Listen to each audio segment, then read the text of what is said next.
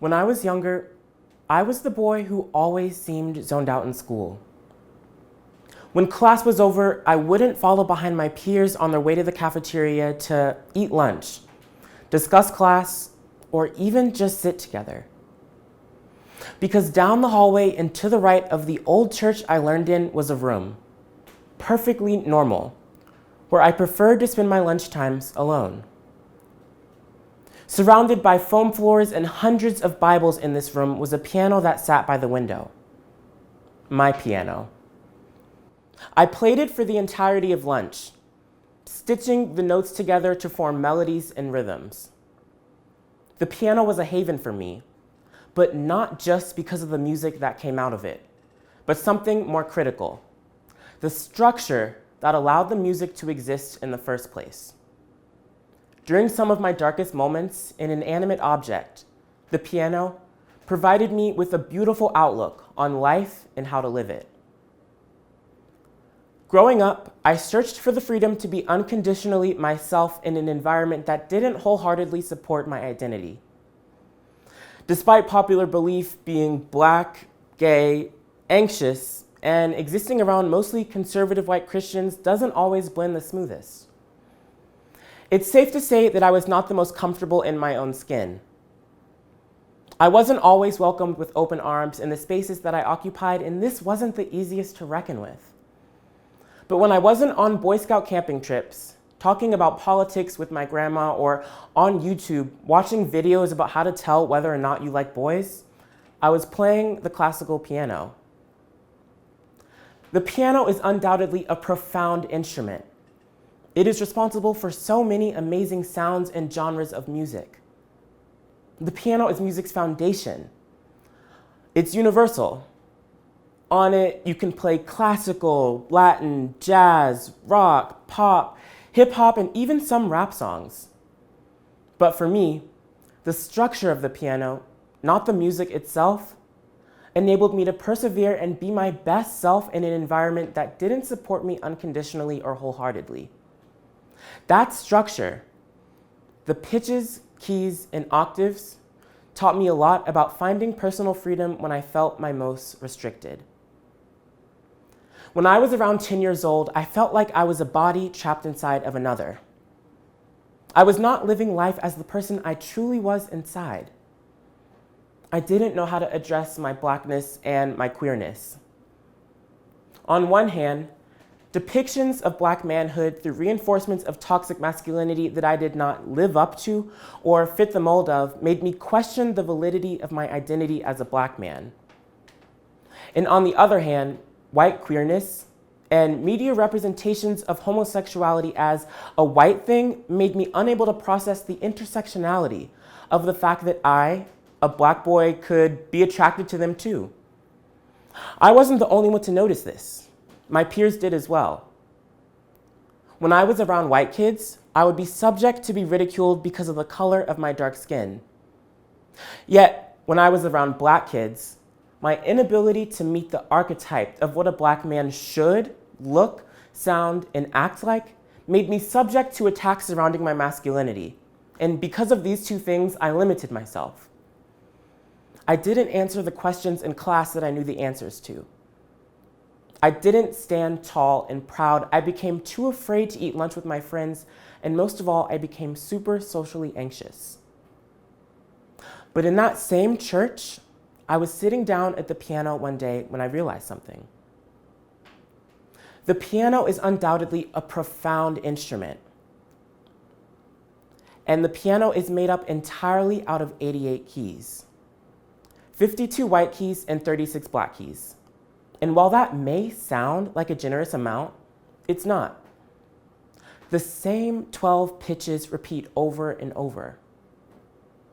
There are just 12 ways to create a story on the piano. 12 ways to get from start to finish, from point A to point B. Yet, despite this limited number, there has been a plethora of compositions created, all with different beauty, purposes, and tones. I mean, think about it.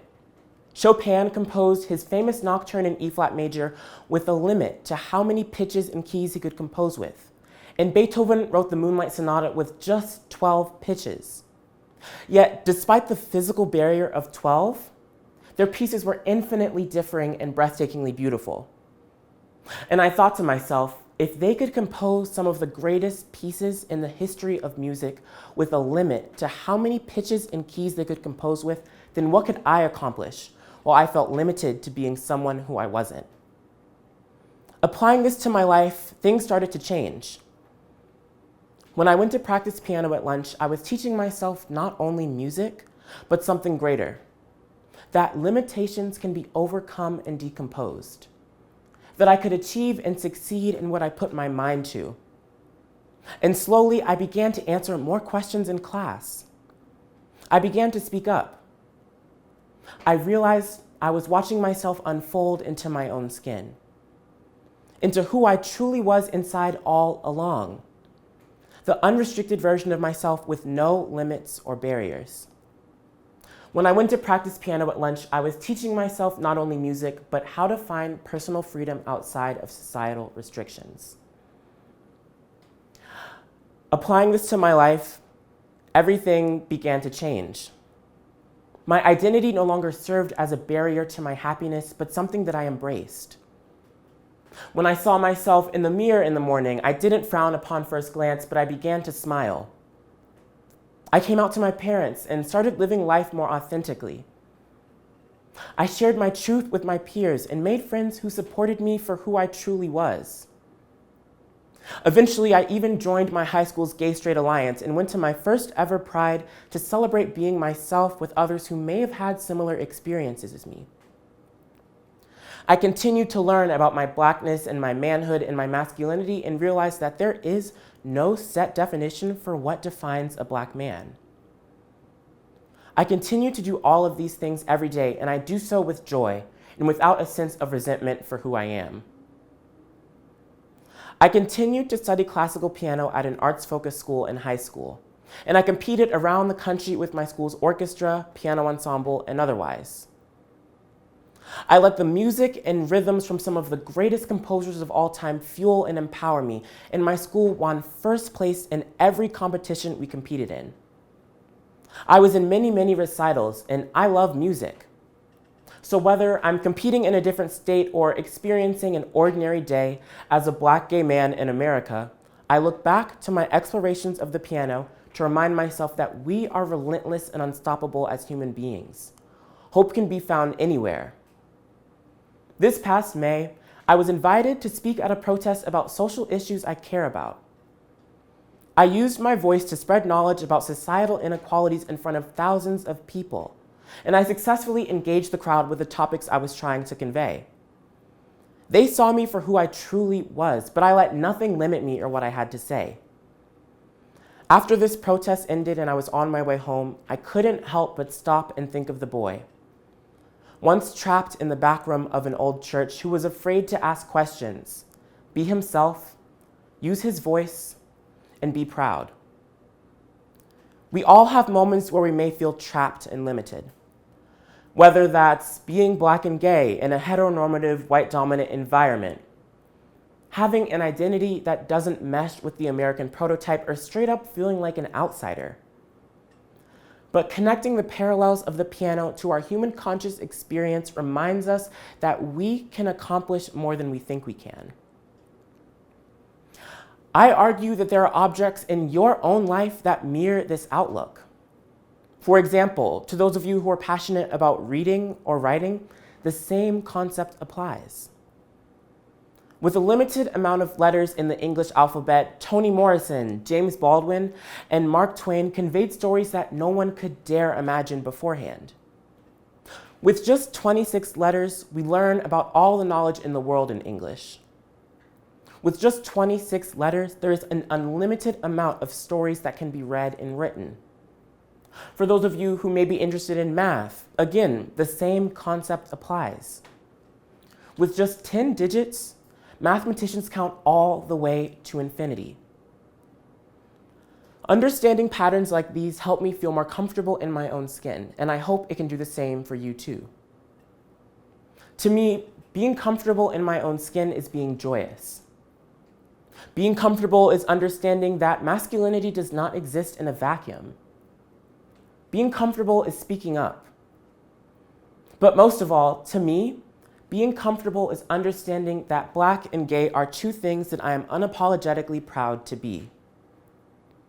I encourage all of you to go out and find an object which shares the pattern that reflects how we have the ability as human beings to decompose our limits. If I've learned anything, it's that being myself is possible. It's possible for you too. I want everyone to learn that. So go out, play instruments, and examine their structures. Read and write stories and think about what it took to do so with just 26 letters.